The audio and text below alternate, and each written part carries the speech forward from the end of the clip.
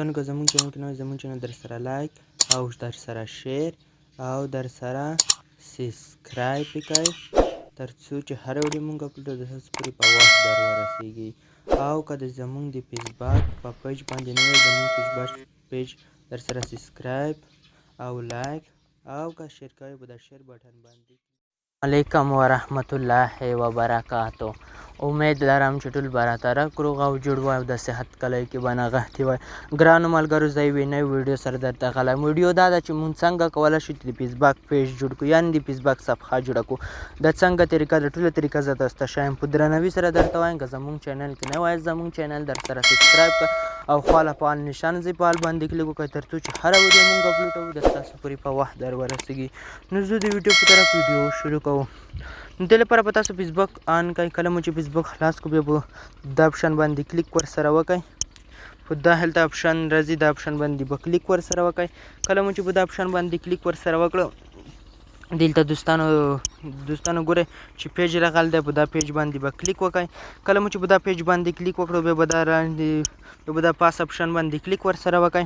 نو چې کله مو په دا اپشن باندې کلیک ورسره وکړو بیا لاندې دا راځي دا باندې به کلیک وکړئ. دلته وایي چې په کومه صفحه د نام باندې د فیسبوک صفحه جوړوئ. نو زه راځم په دا باندې صفحه جوړوم بیا به دا اپشن کلیک کړئ. کله مو چې دا اپشن کلیک کړو دلته به تاسو یو اپشن ورته انتخاب کړئ. نو زه راځم دا اپشن ورته انتخابوم بیا به دا اپشن باندې کلیک ورسره وکړئ. کله مو چې په دا اپشن باندې کلیک ورسره وکړو دلته پاسورډ غواړي، زه پاسورډ ورته ګورئ دوستانو چې ما ورته انتخاب کړو بیا به دا اپشن باندې کلیک وکړئ. کله مو چې په دا اپشن باندې کلیک وکړو دلته به تصویر ورته راواخلئ چې څه هلته تصویر دا به کنټینیو کړئ دا اپشن باندې دوستانو بیا به څرته بیکګراونډ ته یو ښایسته غاندې تصویر ورته راواخلئ. زه راځم یو څرته بیکګراونډ ته راخلم. نو بیا به دا اپشن باندې کلیک ورسره وکړئ تر څو چې زموږ د فیسبوک پیج جوړ شي. تاسو به لږ انتظار دوستانو وکړئ.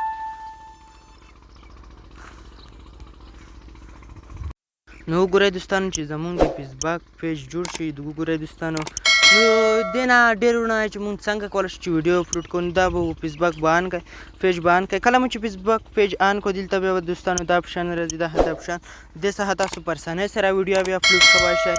دا به کنټینیو کړئ. کله مو چې کنټینیو کړئ د سره تاسو په اسانۍ سره هر هلته ویډیوګانې اپلوډ کولی شئ.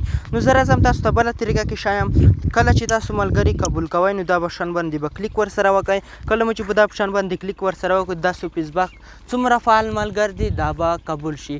نو دا وه زموږ د پیج ویډیو. که دا ویډیو مو خوښه شوې د خپل دوستانو سره ضرور شیر کړئ او که لایک کړی مو نه وي در سره لایک کړئ تر څو چې هره ویډیو مونږ اپلوډوو د تاسو پورې په وخت در ورسیږي. نو هیڅ شی به هسې حد دلا پما.